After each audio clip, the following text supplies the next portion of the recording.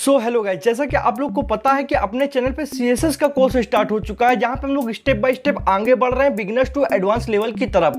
यहाँ पे दोस्तों आज मैं आपको वीडियो में बताने वाला हूं कि आप सीएसएस को एचटीएमएल वेब पेज के साथ कैसे लिंक कर सकते हैं, सीएसएस को एचटीएमएल के साथ कैसे जोड़ सकते हैं। ये स्टार्टिंग की बिगिनर्स लेवल की वीडियो आपको बिल्कुल भी मिस नहीं करनी चाहिए। अगर ये वीडियोस नहीं देखोगे तो सीएसएस में कुछ भी समझ में नहीं आने वाला है, क्योंकि सीएसएस को कनेक्ट कैसे करना ये तो बहुत ही इंपॉर्टेंट टॉपिक होता है। तो बिना टाइम वेस्ट करते हुए अपनी वीडियो को स्टार्ट करते हैं और बहुत ही आसानी से आपको समझाते हैं कि सीएसएस को एचटीएमएल के साथ कैसे जोड़ना है। हेलो गाइस, हम लोग आ चुके हैं अपने मोबाइल स्क्रीन पे। दोस्तों आज की वीडियो में मैं आपको बताने वाला हूं कि आप सीएसएस को एचटीएमएल के अंदर कैसे जोड़ सकते हैं। मतलब वीडियो का टाइटल होने वाला है how to add CSS in HTML. तो दोस्तों आपको इतना तो पता होगा कि एक एचटीएमएल पेज कैसे बनाते हैं, ये मैंने आपको एचटीएमएल के कोर्स में पूरा बनाना सिखा दिया है, ठीक है। तो अब सीएसएस को कैसे उसमें एचटीएमएल में लगाते हैं, या फिर कह सकते हैं how to link CSS in HTML. CSS के पार्ट को एचटीएमएल के अंदर लिंक कैसे करते हैं, कनेक्ट कैसे करते हैं। अगर वेबसाइट के अंदर सीएसएस लगानी है तो किस तरीके लगाई जाती है, क्या तरीका है। तो दोस्तों ये वीडियो बहुत ज़्यादा मज़ेदार होने वाली है, आपको इस वीडियो को लास्ट तक देखना चाहिए। उसके बाद में आपको ये पूरा क्लियर हो जाएगा कि सीएसएस और एचटीएमएल को आपस में कैसे कनेक्ट करते हैं। इससे पहले मैंने 2 वीडियो बनाई है जिसमें मैंने पहले इंट्रोडक्शन दिया है, सीएसएस के बारे में सारी जानकारी दी है, और उसके बाद मैंने सीएसएस का सिंटेक्स बताया है। सिंटेक्स का मतलब होता है सीएसएस लिखी कैसे जाती है, क्या तरीका होता है, कैसे सीएसएस लिखी जाती है। तो यहाँ पे समझिए सीएसएस को अगर आप एचटीएमएल के अंदर कनेक्ट करना चाहते हैं, जोड़ना चाहते हैं, फिर लिंक करना चाहते हैं, तो यहाँ पे 3 तरीके होते हैं। 3 तरीके क्या है, सबसे पहले आप पढ़ सकते हो, ऊपर लिखा हुआ है link CSS in HTML page. सबसे पहला एक एक्सटर्नल तरीका होता है, दूसरा इंटरनल तरीका होता है, तीसरा इनलाइन तरीका होता है। अब ये क्या एक्सटर्नल है, क्या इंटरनल है, क्या इनलाइन है, ये आपको प्रैक्टिकली भी मैं समझाने वाला हूँ। उससे पहले थोड़ा आप थ्योरिकल समझिए। एक्सटर्नल में होता है क्या कि हम लोग एक सीएसएस फाइल बनाते हैं अलग से और उसको एचटीएमएल के साथ कनेक्ट कर देते हैं लिंक देकर। इंटरनल में क्या होता है, एचटीएमएल पेज के अंदर ही हम लोग स्टाइल नाम का एक टैग होता है, उसका यूज़ करके लिखते हैं। मतलब पेज तो एचटीएमएल का ही रहेगा, फाइल तो एचटीएमएल की रहेगी, पर स्टाइल नाम का हम लोग एक टैग यूज़ कर लेते हैं, उसके अंदर लिखते हैं। इनलाइन में क्या होता है, इनलाइन में पर्टिकुलर मान लीजिए जैसे कोई भी अगर टैग दिया हुआ है, मान लीजिए पैराग्राफ टैग दिया है और उसके अंदर हम लोगों को सीएसएस लिखनी है, तो यहाँ पे हम लोग एक एट्रीब्यूट यूज़ कर लेंगे, स्टाइल एट्रीब्यूट। ये इस एट्रीब्यूट का यूज़ करके हम लोग यहाँ पे सीएसएस लिख सकते हैं और वो एक लाइन की सीएसएस उसमें होती है। होता क्या दोस्तों कि जब हम लोग किसी एक टैग को पर्टिकुलर किसी एक टैग को रंग करना चाहते हैं या फिर कुछ भी उसमें ऐड करना चाहते हैं, तब हम लोग इनलाइन सीएसएस को यूज़ करते हैं। तो आपको इतना समझ में आया होगा कि सीएसएस को हम लोग एचटीएमएल के साथ कितने तरीके से कनेक्ट कर सकते हैं। 3 तरीके से, एक एक्सटर्नल मतलब बाहरी, दूसरा इंटरनल मतलब आपका फाइल के अंदर ही रहेगा, और तीसरा इनलाइन मतलब उसी लाइन के अंदर रहेगा। अब आपको थ्योरिकल तो बहुत कुछ समझ में आया होगा दोस्तों। अब 1 बाय 1 आपको दिखाता हूँ। सबसे पहले मैं आपको दिखाऊंगा कि एक्सटर्नल कैसे कनेक्ट करते हैं। तो चलिए आपको देखना पड़ेगा, समझना पड़ेगा। तो यहाँ पे मैं इसकी थोड़ी सी मैंने कोडिंग कर रखी है, उसको हटा देता हूँ, फिर आपको सिंपल बिल्कुल क्लियर पेज में स्टार्टिंग से 1 बाय 1 समझाता हूँ। तो दोस्तों यहाँ पे आप देख सकते हो मैंने एक HTML नाम का फोल्डर बना रखा है, और जिसके अंदर दोस्तों आपको मैं अगर दिखाऊं तो यहाँ पे मैंने एक index.html फाइल बना रखी है। index.html फाइल जो होती है दोस्तों, ये इसी के अंदर हम लोग कोडिंग करते हैं। तो यहाँ पे HTML के टेम्पलेट खोल रखा है जो कि डॉक HTML से स्टार्ट है और HTML पे यहाँ पे क्लोज है, और ये हमारा हेड टैग है और ये बॉडी टैग है।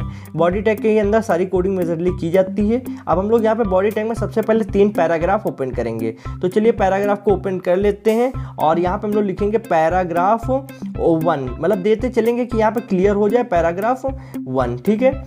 और उसके बाद में हम लोग को एक और पैराग्राफ ओपन करना होगा। इस तरीके से 3 ओपन करने होंगे।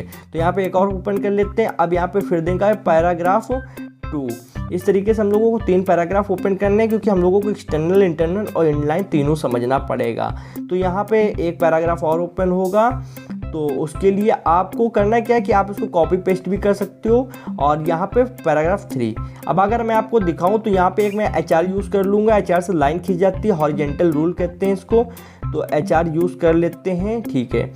और एक यहाँ पे HR यूज़ कर लेते हैं। तो कुछ इस तरीके से यहाँ पे HR यूज़ किया।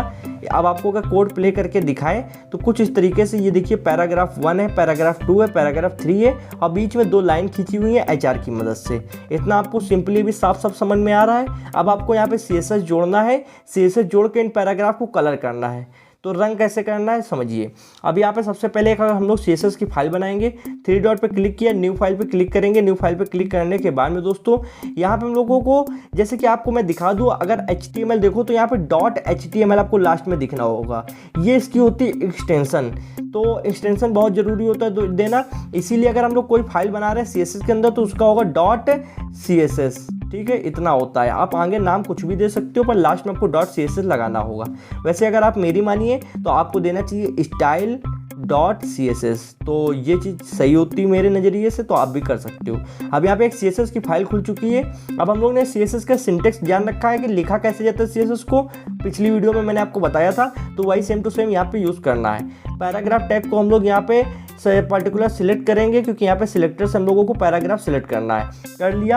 अब यहाँ पे कलर हम लोगों को करना है, तो ये हमारी होगी प्रॉपर्टी। अब प्रॉपर्टी में हम लोग को वैल्यू देनी पड़ेगी, कलर कौन सा है, तो हम लोगों को रेड कलर करना है। ठीक है, तो यहाँ पे कर दिया, सेमीकोलन लगाया। अब अगर यहाँ पे देखें तो देखिए कोई सा भी कलर नहीं आया है, किसी भी हेडिंग में, किसी भी पैराग्राफ में कोई भी कलर नहीं आया है। तो कैसे कलर आएगा वो जान लेते हैं। चलते हैं HTML वाली फाइल के अंदर, और यहाँ पे देखिए अब हम लोगों को एक्सटर्नल, हम लोगों ने अभी एक फाइल बनाई है। तो ये जो फाइल है ये एक एक्सटर्नल है, बाहरी सोर्स से बनी हुई है। अब इसको HTML के साथ कनेक्ट करना पड़ेगा। आप खुद ही देखिए कि एक अलग सी फाइल है, ये अलग फाइल है। अब इन दोनों को आपस में जब कनेक्ट करोगे, जोड़ोगे, तो उसको जोड़ेंगे कैसे?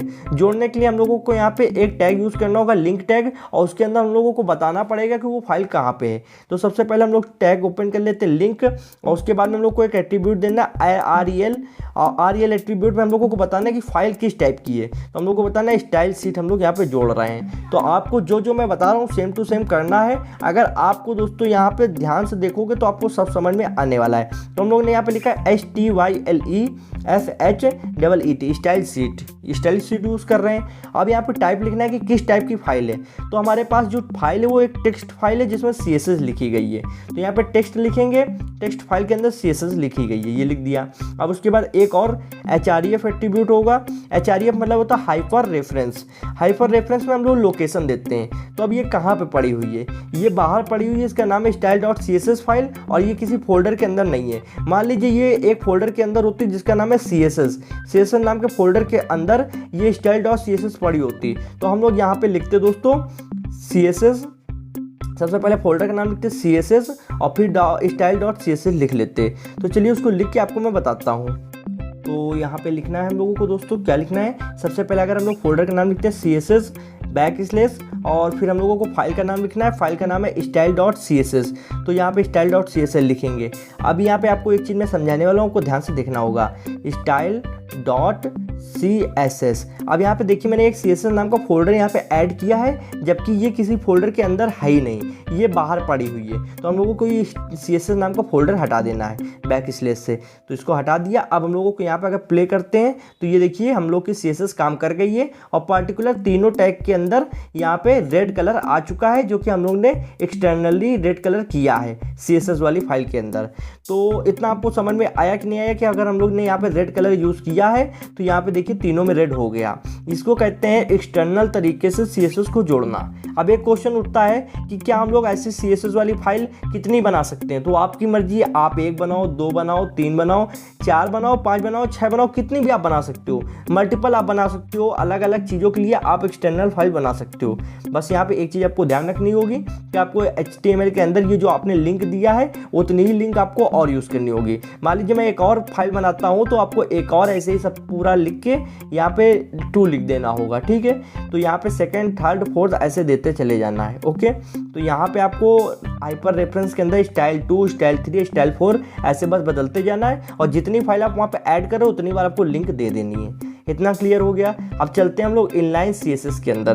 तो इंटरनल CSS के अंदर। तो इंटरनल CSS कैसे होगी? सबसे पहले इसको मैं कमेंट आउट कर देता हूँ। कमेंट आउट का मतलब क्या होता है? अगर आप पहले से जानते हो तो बहुत अच्छी बात है, मैंने आपको बताया है। इसका मतलब होता है कि किसी भी चीज़ को, कोड को मतलब वर्क ना करे, इस तरीके से हम लोग कर देते हैं। सिर्फ दिखेगा पर ये वर्क नहीं करेगा, एक टेक्स्ट की तरह हो जाएगा। तो देखिए ब्लैक कलर का हो चुका है। अब इसको हम लोग इस तरीके बना देते हैं कि ये वर्क नहीं करेगा पर शो तो होगा। तो यहाँ पे इसको मैंने कर दिया कमेंट आउट, और इतना ये सब कोड है, ये सिर्फ दिख तो रहा है पर इसका कोई वर्क नहीं होगा। अगर मैं कोड प्ले करके दिखाऊं तो अब देखिए पहले जैसे नॉर्मल हो चुका है ब्लैक कलर। अब अगर हम लोग को इंटरनल CSS ओपन करनी है तो इंटरनल हम लोग बॉडी के अंदर आते हैं, और उसके बाद में हम लोग यहाँ पे एक वो आपको बताएं तो यहाँ पे स्टाइल टैग यूज़ करेंगे। स्टाइल टैग यहाँ पे बॉडी पे भी आप अंदर यूज़ कर सकते हो, हेड के भी अंदर यूज़ कर सकते हो, बॉडी के नीचे भी कर सकते हो, पर आपको ऐसे ही हेड के अंदर या बॉडी के अंदर ही करना चाहिए। तो यहाँ पे अगर हम लोग हेड के अंदर करेंगे तो वो ज़्यादा सही रहेगा। तो यहाँ पे स्टाइल टैग यूज़ करेंगे, STYLE स्टाइल टैग यूज़ किया। अब यहाँ पे हम लोग को जो भी स्टाइल देनी है, मान लीजिए मुझे पैराग्राफ को देना है, तो यहाँ पे सबसे पहले हम लोग पेज सिलेक्टर से सिलेक्ट करेंगे। अब इसको यहाँ पे कलर लिखेंगे COLOR कलर, और वैल्यू में हम लोग दे देंगे, वैल्यू क्या देंगे इस बार हम लोग ब्लू कलर देते हैं, ठीक है। पिछली बार रेड दिया था, अब कुछ डिफरेंस देना पड़ेगा ब्लू, और स्टाइल टैग को कर देना है क्लोज। तो ये चीज़ आपको ध्यान देनी है कि जिस टैग को आपने ओपन किया है उस टैग को आपको पर्टिकुलर क्लोज करते चलना है। तो यहाँ पे हम लोग इसको क्लोज करेंगे, बैक स्लैश लगाया, और यहाँ पे स्टाइल टैग हम लोगों ने ओपन किया था तो STYLE लिख दिए स्टाइल, और यहाँ पे क्लोज करते हैं। इतना हो गया। अब यहाँ से हम लोगों की ये जो हम लोगों ने ओपन किया था इतनी CSS यहाँ पे हो चुकी है। अब इसको रन करते हैं तो ये देखिए ब्लू कलर का आ चुका है। अब ब्लू कलर किस तरीके आया मैं आपको बताऊं तो ये ब्लू कलर आपने जो यहाँ पे इंटरनल CSS यूज़ करी इसलिए आया हुआ है। ओके, तो इतना आपको क्लियर हो चुका होगा कि किस तरीके से आया है। अब ये जो टैग है ये बाहर आ चुका है, इसको यहाँ पे हम लोग कर देते हैं अंदर की तरफ। तो यहाँ पे अगर मैं बताऊँ तो यहाँ पे इसको ऐसे यूज़ किया जा सकता है, ठीक है। अब यहाँ पे इसको चेक करें तो यहाँ पे ब्लू कलर आ रहा है। अब इसको हम लोग इनलाइन में समझते हैं कि इनलाइन किस तरीके यूज़ किया जाता है। और अगर एक क्वेश्चन उठता होगा आपके मन में, क्या इसको बार बार यूज़ किया जा सकता है? जी हाँ, आप इसको जितनी बार भी मन हो, जहाँ भी मन हो, मान लीजिए यहाँ पे भी आप यूज़ कर सकते हो, हेड के अंदर, बॉडी के अंदर, या फिर कहीं पे भी यूज़ कर सकते हो। अगर मान लो मैं इसको पूरे कोड को उठा लूँ, यहाँ से कॉपी कर लूँ और इसको मैं नीचे ले जाकर यहाँ पे पेस्ट कर दूँ, क्या बॉडी के नीचे, तो भी ये चल जाएगा। पर नियम यही होता है कि आपको ऊपर ही इसको लिखा जाता है। देखिए वर्क तब भी कर रहा है, अगर मैं इसको बॉडी के बाहर भी लिख दूं तब भी ये वर्क करेगा, क्योंकि CSS काम ही इस तरीके करती है कि वो आपको गलती जल्दी शो नहीं करती, वो अपने हिसाब से सबको ढाल लेती है और वर्क करने देती है। यहाँ पे देखिए तब भी ब्लू कलर आ रहा है, पर अगर हम लोग इसको पूरी तरीके से सही से लिखें तो वो ज़्यादा हमारे लिए बेहतर होगा। तो इसको ऊपर ही लिखते हैं तो ऊपर ही लिखेंगे। अब इसको भी हम लोग कमेंट आउट कर देते हैं। अब इसको हम इनलाइन CSS भी समझ लेते हैं लगे हाथ, ठीक है। तो कमेंट आउट करने के लिए क्या होता है मैंने आपको बता रखा हुआ है। कमेंट आउट करने के लिए सबसे पहले आपको यहाँ पे लेस देन, यहाँ पे एक्सक्लेमेशन मार्क ओपन किया और यहाँ पे डबल डैश दिया, और यहाँ पे आके डबल डैश लास्ट में दे देना है और ग्रेटर देन दे के यहाँ पे बंद कर देना है। इस तरीके से यहाँ पे हो चुका है। अब यहाँ पे कोई भी कोडिंग नहीं दिखी, यहाँ पे CSS की काम कर रही है, ब्लैक कलर का पूरा आ चुका है। अब इसको इनलाइन कैसे करते हैं? इनलाइन में आपको यहाँ पे दिख रहा होगा कि एक पैराग्राफ है, 2 पैराग्राफ है, 3 पैराग्राफ है। तो मैंने आपको पहले बताया था कि इनलाइन में किसी एक को ही आप चूज़ कर सकते हो, चाहे पहले को, दूसरे को, तीसरे को, आप किसी को एक को ही चूज़ कर सकते हो। तो मैं यहाँ पे पैराग्राफ नंबर 3 को कलर करने वाला हूँ, ठीक है, इनलाइन CSS की मदद से। तो यहाँ पे देख रहे हो ये पैराग्राफ, यहाँ से आपको इसको बीच से फाड़ना होगा, मतलब यहाँ से इसको खोलना होगा, और यहाँ पे एक एट्रीब्यूट देना है स्टाइल, STYLE स्टाइल, और अब यहाँ पे कलर देना होगा COLOR कलर नाम की प्रॉपर्टी देनी होगी। और यहाँ पे मैं ग्रीन कलर यूज़ करने वाला हूँ, तो मैं यहाँ पे ग्रीन लिख देता हूँ, ठीक है। ग्रीन येलो का मीन्स होता है लाइट, ठीक है। और यहाँ पे लास्ट में सेमीकोलन दे देता हूँ जो कि नेसेसरी होता है। अब यहाँ पे अगर प्ले करें तो यहाँ पे देखिए नंबर 3 हमारा ग्रीन हो चुका है और बाकी 2 पहले जैसे ही हैं, क्योंकि बाकी 2 में मैंने CSS जोड़ी नहीं है, पर नंबर 3 में हमारी कौन सी CSS जुड़ी है? Inline CSS। इनलाइन का मतलब ही होता है कि किसी एक लाइन में ही आपकी CSS काम करेगी, बाकी की लाइन में काम नहीं करेगी। तो अब यहाँ पे आपने जान लिया कि पहले एक्सटर्नल जोड़ के मैंने आपको दिखाया कि एक्सटर्नल में कैसे जोड़ते हैं। एक्सटर्नल में हम लोग एक फाइल क्रिएट कर लेते हैं और उसके बाद में उसको कनेक्ट कर देते हैं HTML के साथ में। इंटरनल में हम लोग इंटरनल CSS जो होती है उसमें हम लोग एक टैग का यूज़ करते हैं। ये टैग का क्या नाम होता है? Style tag. आपको जहाँ पे भी लिखना हो वहाँ पे स्टाइल टैग ओपन करना है कुछ इस तरीके से, और उसके अंदर CSS आपको लिखनी है और उसके बाद उसको क्लोज भी कर देना है, ठीक है। और यहाँ पे इनलाइन में क्या होता है? इनलाइन में पर्टिकुलर टैग के बीच में, जैसे P टैग है, इसके बीच में एट्रीब्यूट यूज़ करते हैं। एट्रीब्यूट का भी नाम होता है स्टाइल, ठीक है। तो इतना आपको समझ में आ गया होगा। अब यहाँ पे एक क्वेश्चन उठता है कि आप चाहे इनलाइन CSS हो, चाहे एक्सटर्नल हो, चाहे इंटरनल हो। अब यहाँ पे एक्सटर्नल इंटरनल में तो आप डबल बार यूज़ कर सकते हो, चाहे इंटरनल को दोबारा 2 बार लिख दो, 3 बार लिख दो, कोई दिक्कत नहीं है।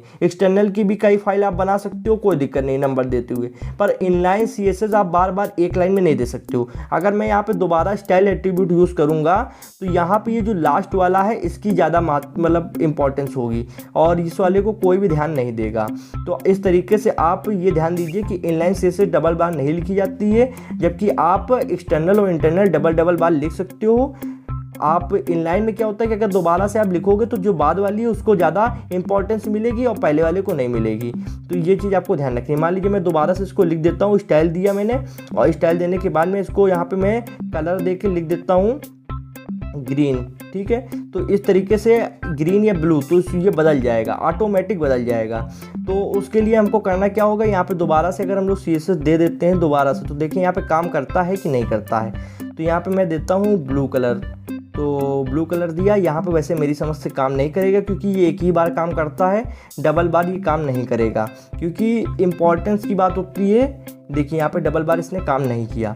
तो आई होप आपको ये समझ में आ गया होगा कि एक्सटर्नल इंटरनल कैसे देते हैं और इनलाइन कैसे CSS देते हैं। अब ये सब हम लोग हटाते हैं। अगर हम लोग बात करें कि दोस्तों यहाँ पे अगर तीनों एक साथ यूज़ हुए हैं तो सबसे ज़्यादा किसकी पावर ज़्यादा हाई होगी। मान लीजिए मैंने किसी एक टैग को चुना, P टैग को, ठीक है, और P टैग को चुनने के बाद में मैंने इसको एक्सटर्नल से भी कलर कर दिया, एक्सटर्नल से, ठीक है, फिर इंटरनल से भी वही कलर कर दिया और फिर इनलाइन से भी हम लोग ने वही कलर किया। मतलब एक्सटर्नल से हम लोग रेड कलर कर दिया, इंटरनल से हम लोग ने ब्लू कलर कर दिया और इनलाइन से ग्रीन कलर कर दिया। तो यहाँ पे पैराग्राफ टैग पे कौन सा कलर आएगा ये चीज़ समझना पड़ेगा। तो उसके लिए हम लोग करना क्या होगा, ये जो बाकी हैं इनको कमेंट आउट कर देते हैं और उसके बाद आपको समझाते हैं। तो इसको पहले कमेंट आउट करने के लिए यहाँ से हम लोग इसको हटा देते हैं, जो हम लोग ने एक्स्ट्रा यहाँ पे लिखा हुआ है इसको यहाँ से हटाया। अब ये कमेंट आउट हो चुका है। अब आपको एक चीज़ यहाँ पे समझनी होगी कि एक्सटर्नल, इंटरनल और इनलाइन में सबसे ज़्यादा अगर कोई पावरफुल है और सबसे ज़्यादा किसी की इंपॉर्टेंस है वो है इनलाइन की। इनलाइन अगर आपकी यूज़ हुई है तो आपको सबसे पहले इनलाइन को प्रायोरिटी दी जाएगी, इनलाइन को प्राथमिकता दी जाएगी, इनलाइन का ही कलर आएगा, ठीक है। और उसके बाद में आपका, मैं आपको बताऊं पहले यहाँ पे अगर एक कोड दिखा दूं चलाकर तो आप देख सकते हो बाकी दो में ब्लू आ रहा है पर तीसरे में यहाँ पे इनलाइन यूज़ हुई है ग्रीन कलर के लिए तो यहाँ पे ग्रीन आ रहा है। इसलिए क्योंकि इनलाइन को ज़्यादा इंपॉर्टेंस मिलती है, इनलाइन प्राथमिकता होती है इसलिए। अब यहाँ पे बात करें कि अगर सिर्फ एक्सटर्नल और इंटरनल आमने सामने उनकी लड़ाई कराई जाए कि एक्सटर्नल में रेड कलर दिया गया था, आपने देखा था कि यहाँ पे रेड कलर मैंने दिया था और इंटरनल पे मैंने ब्लू कलर दिया था, तो यहाँ पे आप सोचोगे ये ब्लू कलर आ रहा है इसका मतलब इंटरनल CSS ज़्यादा ताकतवर होती है, तो ऐसा नहीं है। अब उसके लिए क्या चीज़ यहाँ पे जरूरी आपको ध्यान देना होगा, अगर आप लास्ट में इंटरनल यूज़ कर रहे हो तो आपकी इंटरनल देखी जाएगी, अगर लास्ट में एक्सटर्नल यूज़ कर रहे हो तो एक्सटर्नल देखी जाएगी। इससे ये पता चलता है कि देखिए सबसे पहले हम लोग ने एक्सटर्नल के लिए यहाँ पे लिंक कनेक्ट करी और उसके बाद में ये इंटरनल यूज़ करी, तो इसलिए इंटरनल ज़्यादा प्रायोरिटी में है। जो लास्ट में होगा उसको ज़्यादा प्रायोरिटी मिलेगी, उसको ज़्यादा प्राथमिकता मिलेगी। अगर हम लोग इसको लिंक को उठाकर यहाँ पे पूरा ऐसे हटा दें, ठीक है, और इसको काट कर इसके नीचे ले आए तो अभी देखिएगा ये रेड कलर का हो जाएगा। तो अब देखिए ये रेड कलर का हो गया। अब प्रायोरिटी एक्सटर्नल को ज़्यादा मिल रही है। क्या समझ में आया? समझ में ये आया कि जो लास्ट में होगा उसको ज़्यादा प्रायोरिटी मिलेगी। आपको सबसे पहले यहाँ पे एक्सटर्नल दिया है, इंटरनल दिया है और इनलाइन दिया है। तो अगर इन तीनों में लड़ाई होगी कि एक पर्टिकुलर टैग को कौन सा कलर देना है, तो मान लीजिए इसने दिया रेड, इसने आपको रेड दिया, ठीक है, और इनलाइन ने आपको, जो इनलाइन है इनलाइन ने आपको ब्लू कलर दे दिया, ठीक है, और आपको जो इंटरनल है उसने ग्रीन कलर दे दिया, ठीक है। तो अब इन तीनों में कौन जीतेगा? तो तीनों में जीतेगा इनलाइन वाला, ये जो इनलाइन वाला है तीनों जीतेगा, ठीक है। अब इन दोनों में अगर लड़ाई होती है तो इन दोनों में कौन जीतेगा? इन तीनों में जो लास्ट में होगा वो जीतेगा। अगर आपकी इंटरनल लास्ट में यूज़ की गई है तो इंटरनल का कलर आएगा और एक्सटर्नल अगर लास्ट में यूज़ की गई है तो एक्सटर्नल का आएगा। अभी यहाँ पे अगर मैं देखिए इंटरनल वाले को फिर से इसके आगे लिख देता हूँ तो ये ब्लू कलर फिर से हो जाएगा। तो मैंने यहाँ से इसको उठाया और अब मैं एक्सटर्नल के आगे इंटरनल को यूज़ करूँगा तो यहाँ पे देखिए ये फिर से ब्लू कलर का हो गया। तो आई होप आपको समझ में आ गया होगा कि अगर एक ही टैग को कलर करने के लिए एक्सटर्नल, इंटरनल और इनलाइन तीनों यूज़ किए गए हैं तो सबसे पहले इनलाइन जीतेगा। अगर इनलाइन नहीं है तो एक्सटर्नल और इंटरनल की लड़ाई में वो जीतेगा जो लास्ट में यूज़ किया गया है। लास्ट वाले को ज़्यादा प्रायोरिटी मिलती है, ज़्यादा प्राथमिकता मिलती है। तो इसलिए आपको यहाँ पे CSS का पूरा डाउट क्लियर हो गया होगा कि CSS का एक्सटर्नल कैसे जोड़ते हैं, इंटरनल कैसे जोड़ते हैं, इनलाइन तरीके से कैसे जोड़ते हैं, और अगर इन तीनों को एक ही टैग के लिए यूज़ कर दिया जाए आमने सामने तो कौन जीतेगा। ये सारे डाउट क्लियर हो गए और आप इनको जितनी बार उतनी बार मर्जी हो यूज़ कर सकते हो। बस आपको प्रॉपरली यहाँ पे लिंक देते चलना है और बताते चलना है सिस्टम को। अगर ये वीडियो पसंद आई हो तो इस वीडियो को लाइक करके आप मेरा मोटिवेशन बढ़ा सकते हो दोस्तों। और अगर आपको CSS का और ट्यूटोरियल चाहिए या फिर अच्छी वीडियोस कोडिंग के ऊपर चाहिए तो आप इस चैनल को सब्सक्राइब करके बेल आइकन को प्रेस कर सकते हो, क्योंकि आने वाली इंटरेस्टिंग वीडियोस की नोटिफिकेशन आप लोग को मिल जाएगी। आपके एक लाइक से हम लोगों को बहुत ज़्यादा मोटिवेशन मिलता है दोस्तों, और भी ज़्यादा वीडियोस बनाने का मन करता है। हम लोग आप लोगों के लिए जानते हो बहुत ज़्यादा मेहनत से, बहुत ज़्यादा परिश्रम से वीडियोस बनाते हैं कि चीज़ें यहाँ पे आपको अच्छे से समझाने की कोशिश करते हैं, और 1 रुपये की भी आपसे चाह नहीं रखते हैं। तो आप एक लाइक तो कर ही सकते हो। आज की वीडियो में बस इतना ही था। Thanks for watching friend. जय हिंद, जय भारत।